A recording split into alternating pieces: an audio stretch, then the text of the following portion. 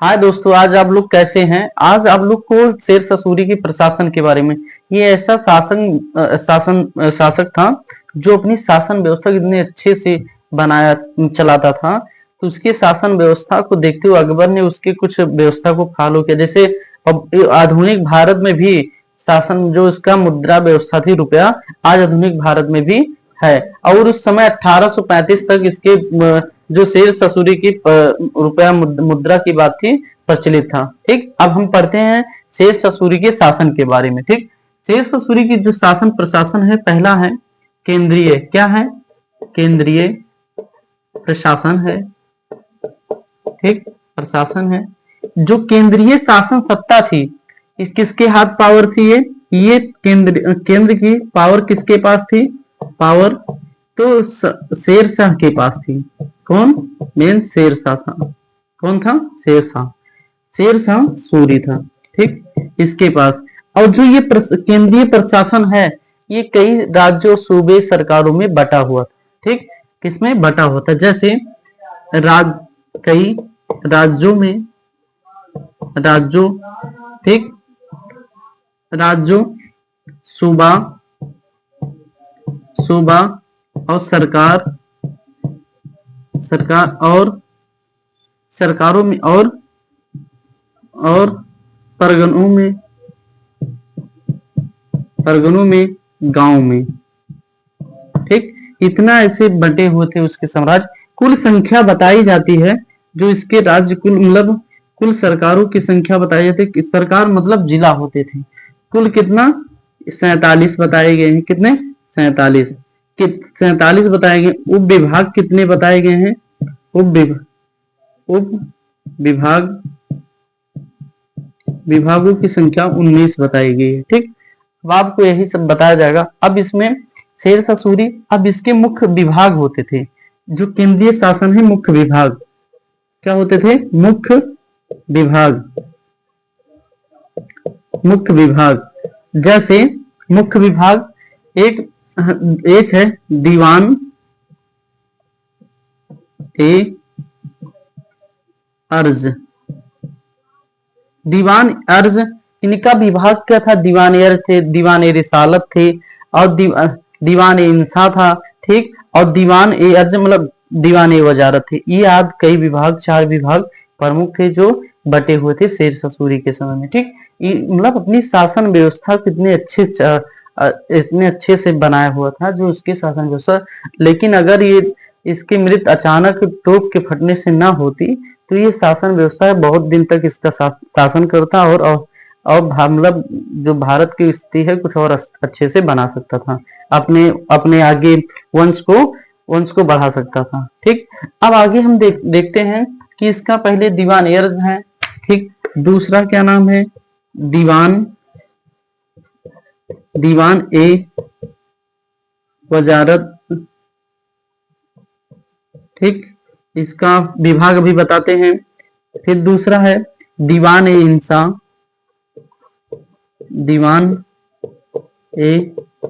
इंसा। इसका काम क्या था और बताते हैं आपको। दीवान ए इंसा हो गया, दीवान ए अर्ज, और दीवान ए रिसालत। इसका क्या है? दीवान ए रिसालत। इनका विभाग क्या था? जो दीवान ए अर्ज है, दीवान ए अर्ज सेना विभाग होता था। क्या होता था? सेना विभाग। दीवान ए अर्ज ये कौन सा विभाग? सेना विभाग होता था। सेना विभाग होता था। और दीवान ए वजारत है, दीवान ए वजारत को कहा जाता था वित्त विभाग। क्या कहा जाता था? वित्त विभाग। जैसे दीवान ए वजारत है, दीवान ए इंसा, दीवान ए अर्ज क्या था? सेना विभाग हो गया। ठीक, और उसके बाद में दीवान ए वजारत वित्त विभाग। दीवान ए रिसालत क्या था? दीवान ए रिसालत को विदेश विभाग। जैसे आज हमारे विदेश मतलब विदेश मंत्री भी हैं। ठीक, उस समय क्या था? विदेश विभाग था। तो उसे क्या कहा जाता था? दीवान ए रिसालत कहा जाता था। दीवान ए रिसालत को क्या कहा जाता था? विदेश विभाग।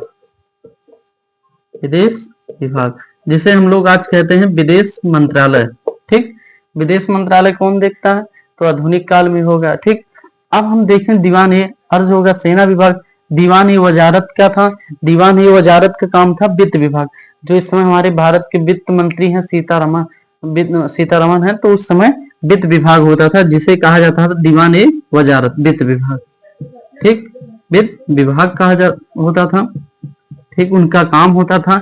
दीवान ए वजारत का काम होता मतलब जो वित्त विभाग मतलब पैसों जो लेन देन होता है, आवागमन का जितना होता है सब कौन देखता था? पेश, अगर मान लो सभा है तो उसमें पेश करता कितना खर्चा कहाँ करना है। ठीक, दीवान ए इंसा का काम क्या है? दीवान ए इंसा एक विभाग होता था जिसका काम क्या है?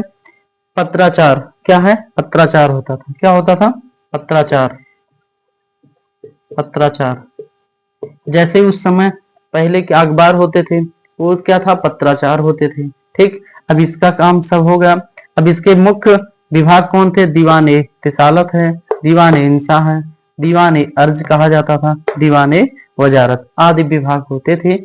आदि के प्रमुख काम बताया गया। अब इसके बाद प्रांतीय व्यवस्था के बारे में बताते हैं।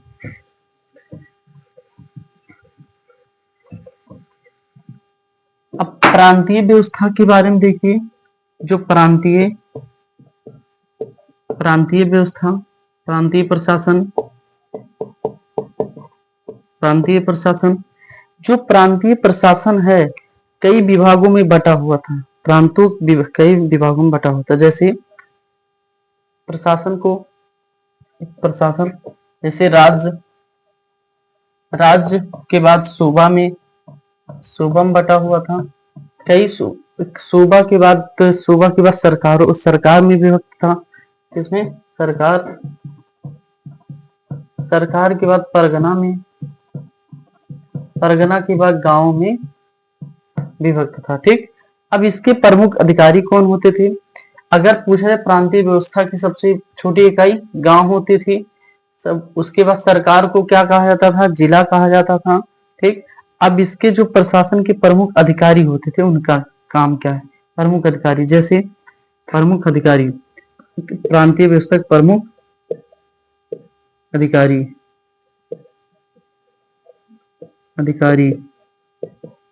ठीक, प्रमुख अधिकारी, पहला नाम क्या मिलता है प्रमुख अधिकारी का नाम? पटवारी। जैसे पटवारी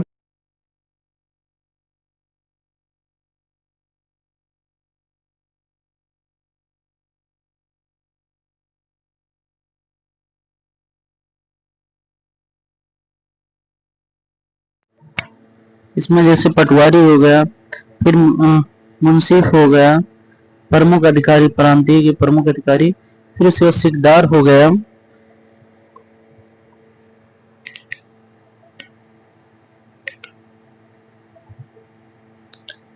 सिकदार के बाद अमीन हो गया, अमीन अधिकारी होते थे। पटवारी का मतलब होता है गांव का हिसाब रखने वाले अधिकारी। जैसे इस समय गांव का हिसाब रखने के लिए है पूरा क्या होता है? सेक्रेटरी होते हैं, प्रधान भी होते हैं, मुखिया भी होते हैं, उसमें पटवारी होते थे। और एक कानूनगो होता था, और पटवारी काम है हिसाब देखना,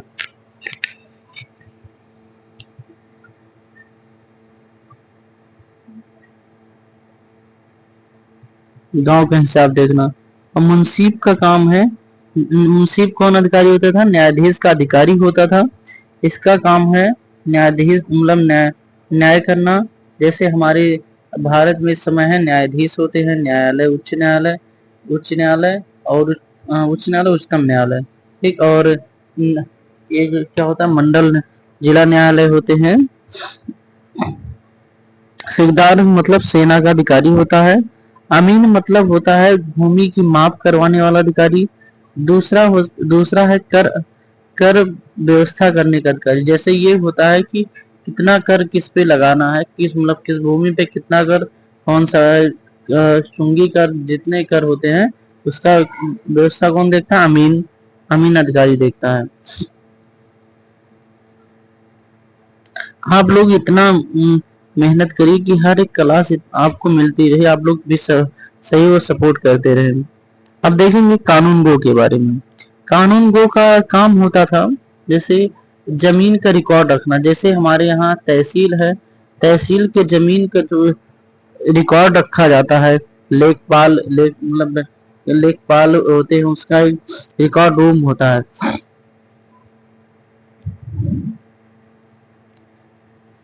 आप आप लोग से यही निवेदन है, चैनल को लाइक और सब्सक्राइब शेयर कमेंट करिए। आप लोग इतना आप लोग सहयोग करते रहेंगे तो हर एक क्लास आपको मिलती रहेगी ना। आप लोग सहयोग नहीं करते हैं, शेयर करिए कमेंट करिए, आप लोग से यही रिक्वेस्ट है।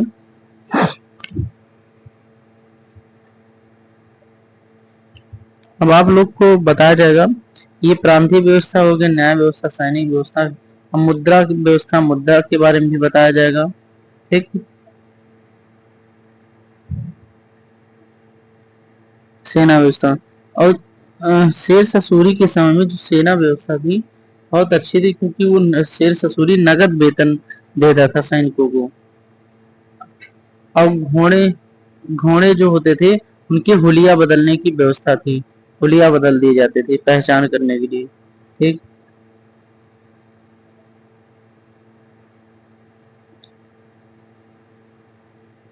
अब आप लोग, अब जैसे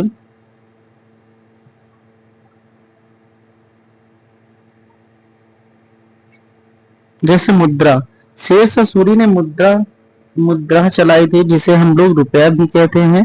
ठीक, शेर ससूरी ने सोने, मतलब कुल एक चीज और है, शेर ससूरी के समय में कुल कितनी टकसाल बनाई गई थी, तो 23 टकसाल ही मिलती है। जैसे हम लोग, इसका मतलब होता है जहां पे मुद्रा छापी जाती थी उनका स्थान कितना था, 23 स्थान था।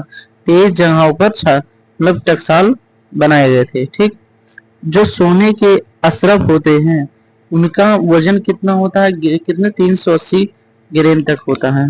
कितने, 380 ग्राम तक होता है।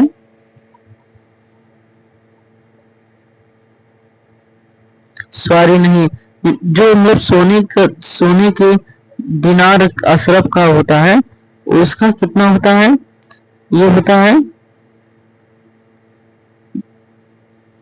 167 होता है। ठीक, सॉरी भैया, 67 होता है। ठीक, और चांदी का रुपए का वजन कितना, 180 ग्राम होता है।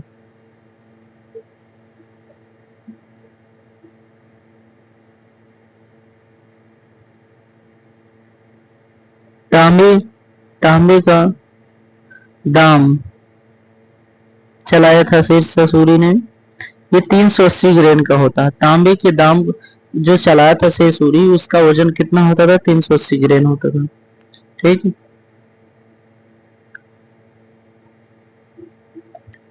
एक अशरफ बराबर 64 दाम होता है, और एक अशरफ बराबर 9 रुपया होता है। ये शेर ससूरी के शासन काल के माप करने वाले, मुद्रा को माप करने वाले होते थे।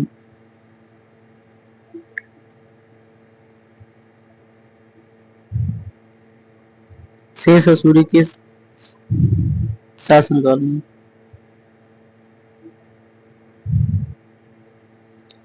आप लोग चैनल को लाइक और शेयर कमेंट करिए, आप लोग से ही रिक्वेस्ट है। आप लोग के हर वनडे एग्जाम में, किसी भी पेपर में अगर यहाँ से क्वेश्चन बन रहा है तो आप लोग को क्वेश्चन हर एक टॉपिक का मिलेगा। इसी क्लास के साथ समाप्त करते हैं।